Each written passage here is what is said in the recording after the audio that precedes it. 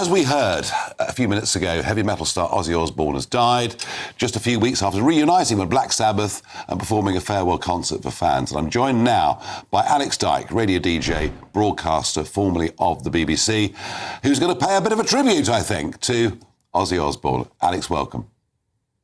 Thank you very much, Nigel. You know, Ozzy will probably be remembered as the guy who shouted at his wife in the Osborne's reality TV show from the early 2000s. But there was so much more, Nigel, to Ozzy than that. He was a pioneer of heavy metal rock. And you've got to remember, in the very early 70s, the rock that was coming out of Britain after the Beatles had split up was progressive rock.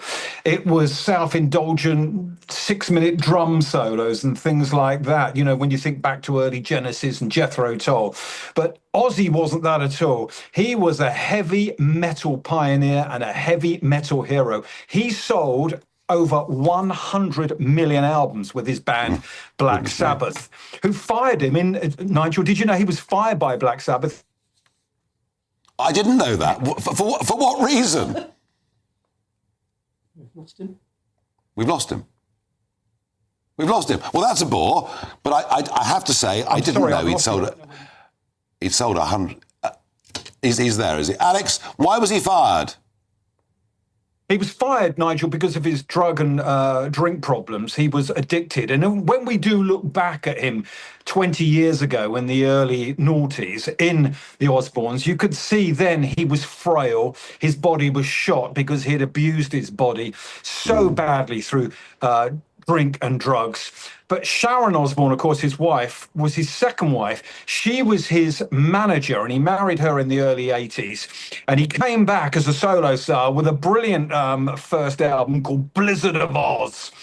And yeah, he went from strength to strength. And if you watch him at that final concert all those years ago, just a few weeks ago, even the wheelchair he was in was like a Gothic throne, because Ozzy was all about showbiz. Yeah, well, he certainly was.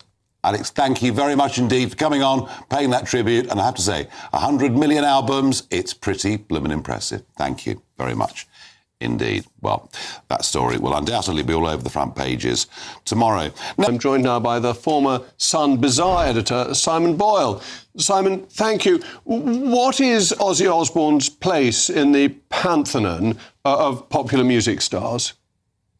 I think the simple truth is, Jacob, that he's probably the heavy metal star that you and many other ordinary people who are not natural fans of the genre could name. I mean, I think if I was to ask my father, perhaps even my grandparents once upon a time, to name a heavy metal star, they might say Ozzy Osbourne and no other. He was the guy who transcended that genre into the mainstream, you know, through lots of interesting means, through reality TV shows, but just through his presence and his personality, and of course his kind of legend and folklore within that world. He was the most outrageous, but also the most personable of all of those sorts of legendary rockers. And whether his music was wonderful to you or otherwise, he made a noise and everybody heard it.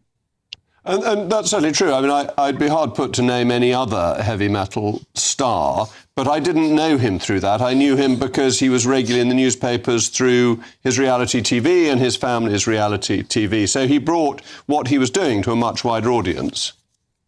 Absolutely true. You don't need to be able to name, although it is fair to say that he did sell 100 million records worldwide, which is no small feat. So he certainly had his following musically, but he was the guy who was able to break boundaries from that world into the mainstream. And the reason for that was really he had a wonderful personality. He was a proper character in every sense. Of course, famously in his heyday in the 70s, he did outrageous things. He was an extremely prolific alcohol abuser, drug user, and he did wild and outrageous things accordingly, which garnered headlines.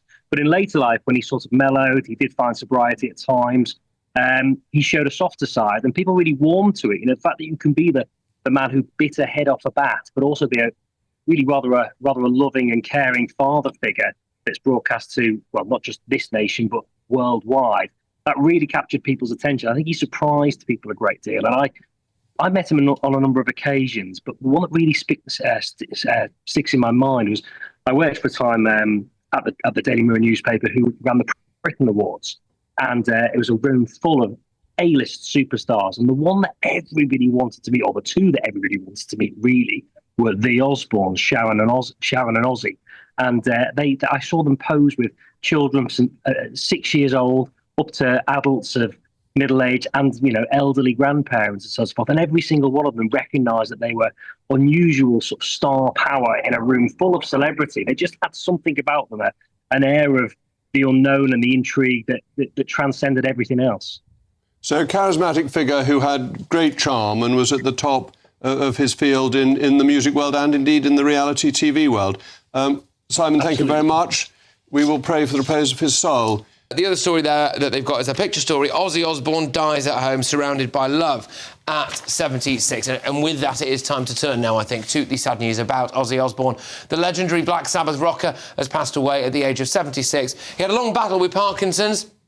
Osborne reunited with his Black Sabbath bandmates just weeks ago to play a farewell concert at Villa Park to a sold-out crowd. And I am delighted to be joined by the former showbiz editor at The Star. It's Lee Purves. Lee, thank you very much. Tremendous to have you on the show. I mean, Ozzy Osbourne is just an absolute icon, isn't he? Gone so sadly just a couple of weeks after his last show. Exactly, and I don't think that was not deliberate. Knowing him and Sharon and the rest of the family members, Amy, Jack and Kelly, as I do and have done, I think it's almost deliberate. It's like his lasting legacy with this.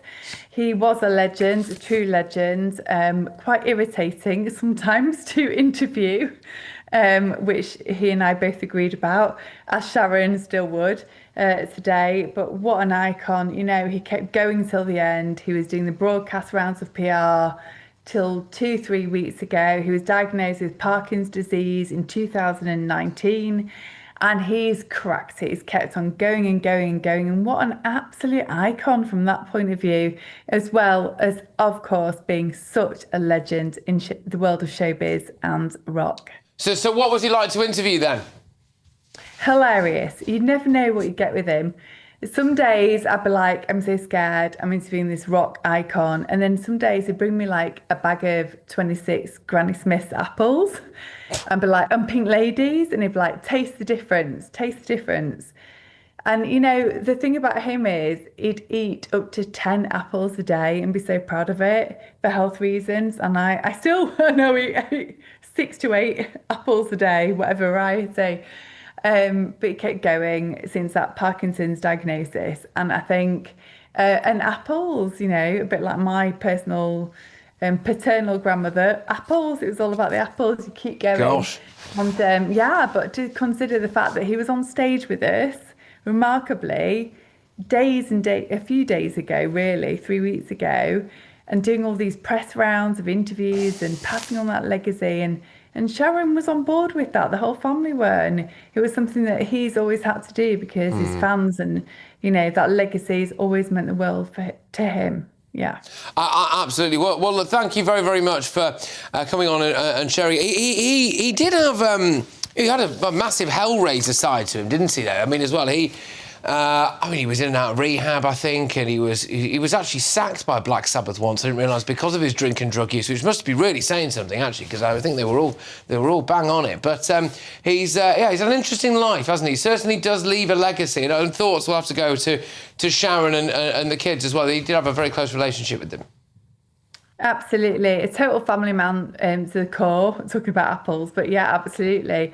And I think like more recent rock and roll bands such as Oasis, they look at Ozzy and his history when it could be wild. And, we used to dread those moments years back when we'd be interviewing him and think, gosh, what's next? But actually look at what he's achieved and the legacy that he's leaving. And I think it's amazing. Absolutely, really. Absolutely. Well, Lee, thank you so much. You take care, and we'll see you again very soon. Former showbiz editor at The Start there, Lee Purves. Well, yeah, I mean, I really, really, really like the old clips, and I think in the next hour we're going to play some of them on the show. But some of the old clips of what they did a show, it was the Osbournes, I think, wasn't it, where it was just absolute carnage round at their house, and it's just something really likeable about that kind of chaotic kind of guy, I think. I think so. And listen, I didn't listen to his music. I'm not a heavy metal fan.